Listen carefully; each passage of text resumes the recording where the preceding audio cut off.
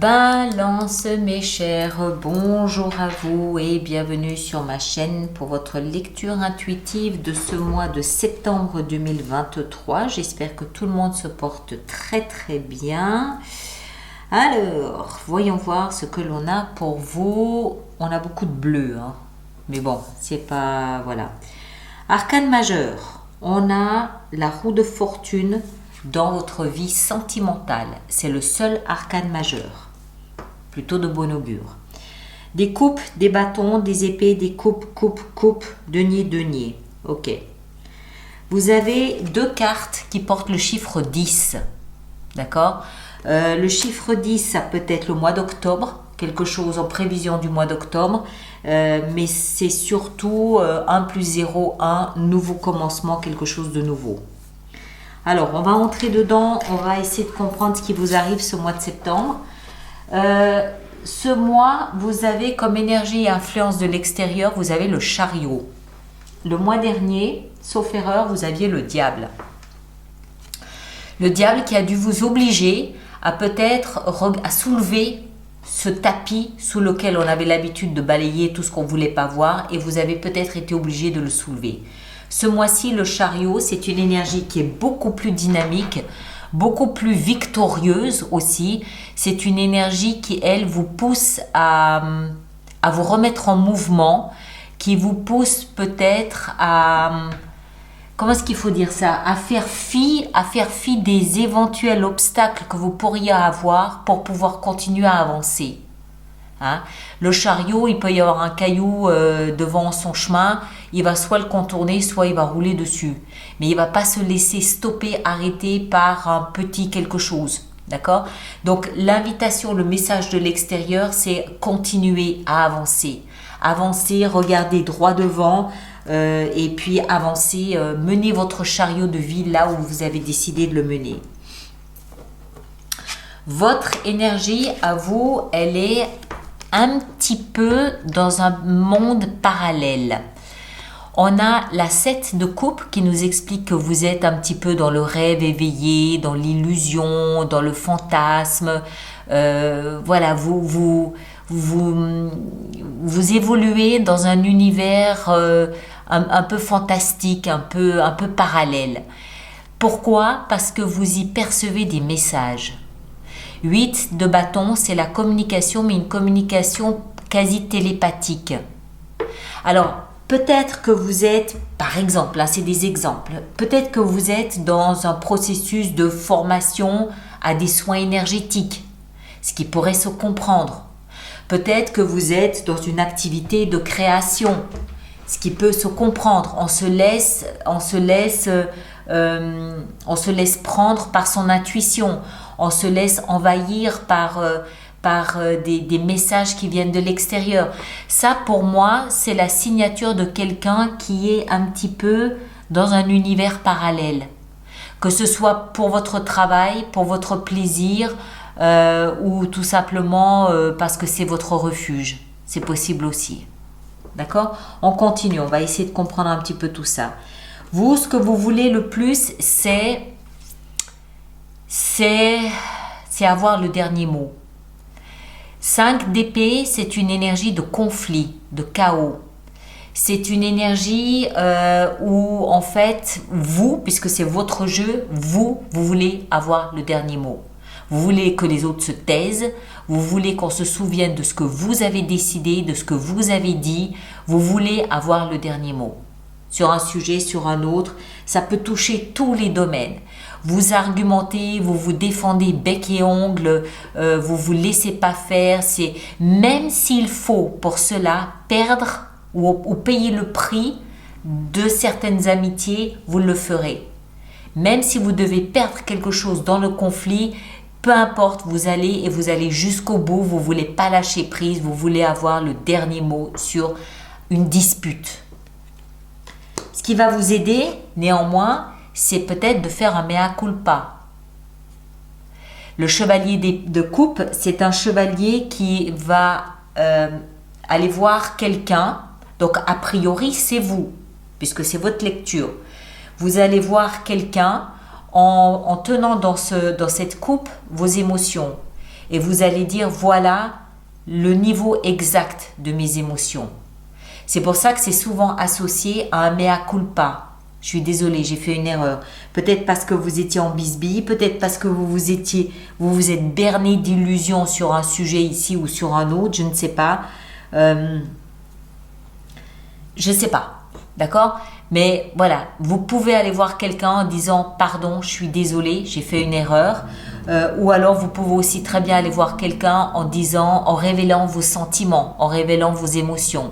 Je suis amoureux, je suis amoureuse, j'ai envie de faire quelque chose de différent, voilà. Le chevalier de coupe a cette particularité aussi d'être un grand poète, d'être un grand rêveur. On a vu que vous êtes déjà un petit peu dans un monde parallèle. Est-ce que vous avez une bonne vision de la réalité? Point d'interrogation. Je ne sais pas, mais c'est un peu marécageux là où va le chevalier de coupe. C'est un peu spongieux, c'est un peu le débordement affectif, un peu le débordement d'émotions. Pourquoi j'appuie là-dessus? Parce que votre défi, c'est le roi de coupe. Le roi, lui, il assume sa position et il assure sa situation. Il est mature, il est responsable. De quoi? De ses émotions. Et c'est le défi. Donc si vous allez voir quelqu'un en expliquant que vous avez les yeux qui débordaient d'amour, le défi est peut-être de contrebalancer vos élans affectifs avec un peu de maturité, avec un peu de sérénité, avec un peu d'aplomb. Hein? Je suis pas en train de dire que votre démarche n'a pas d'aplomb, c'est pas ça, mais c'est néanmoins le défi qui est en face du chevalier. Le très spongieux et en face le plus concret, plus réel. On continue. Justement, dans votre vie sentimentale, on l'a vu, roue de fortune. La roue de fortune, coup de chance, coup de poker, coup de dé, coup du hasard. La grande roue de la vie s'est arrêtée en face de vous et vous a désigné grand vainqueur de cette loterie. C'est le destin qui vient frapper à votre porte. C'est le seul arcane majeur que vous ayez dans tout votre jeu. Donc ça suppose une rencontre. Attention à comment vous la gérez. Mais ça suppose une belle rencontre, sachant maintenant aussi que dans la vie sentimentale, ça peut très bien être de l'amitié. Hein? Tout le monde n'est pas dans une démarche amoureuse. Vie professionnelle, magnifique, 10 de coupe. 10 de coupe nous parle d'un aboutissement dans votre vie professionnelle, un aboutissement au niveau affectif. Alors, soit vous travaillez en famille depuis de très longues années, soit vous avez peut-être une entreprise familiale, soit les personnes avec qui vous travaillez sont des personnes qui sont devenues des amis, voire devenues comme des membres de votre famille. Il y a quelque chose ici où en fait on connecte l'affectif, cet attachement familial au travail ou aux finances peut-être aussi. Parce que le travail, c'est aussi les finances. Est-ce que vous recevez peut-être un héritage de la tante Berthe qui va vous permettre de rebondir et de faire autre chose? C'est possible aussi. Il y a la notion de fin de quelque chose. La tribu, le clan, peut-être que vous arrivez à la fin d'un travail collectif et qu'il est temps que vous voliez de vos propres ailes. Voilà. On a l'association de la fin d'un cycle avec la notion de clan, de tribu, de famille, voilà. La vie intérieure, on a la 9 de denier. C'est une très belle énergie à avoir dans sa vie intérieure. Elle nous explique que vous savez qui vous êtes. Vous savez votre valeur avec tous les guillemets qu'il faut mettre autour de ce mot. Vous savez comment vous réaliser. Vous savez comment vous remonter si jamais vous êtes à genoux. Vous connaissez votre valeur, vous connaissez vos qualités, vous connaissez vos défauts, vous savez comment vous parler, vous savez comment vous motiver, vous savez qui vous êtes. Vous avez beaucoup travaillé sur vous et vous êtes là à un stade où vous êtes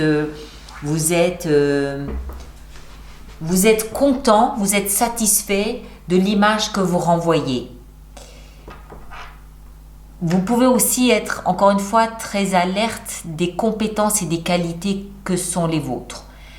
Elle dénote néanmoins, cette carte, une forme de solitude, d'isolement. D'accord? On dit que c'est la carte de l'autonomie, de l'indépendance. C'est pas loin de l'isolement et de la solitude. Vous savez qui vous êtes, vous connaissez votre valeur, mais ça peut aussi vous tenir à l'écart des autres. Et puis, en fin de mois, on a la 7 de denier qui, elle, nous parle de moisson, de récolte, d'évaluation de la situation. Vous récoltez en fin de mois de septembre ce que vous avez semé. Alors, moi, si je regarde la dernière ligne ici, que ce soit dans votre vie sentimentale, vie professionnelle ou vie spirituelle, vie intérieure, vous n'avez que de bons éléments. Donc, logiquement, la récolte devrait plutôt être positive.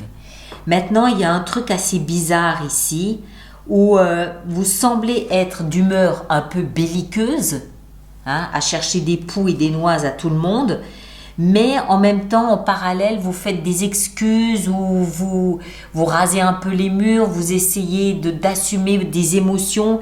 C'est un peu ambigu ici ce qui se passe.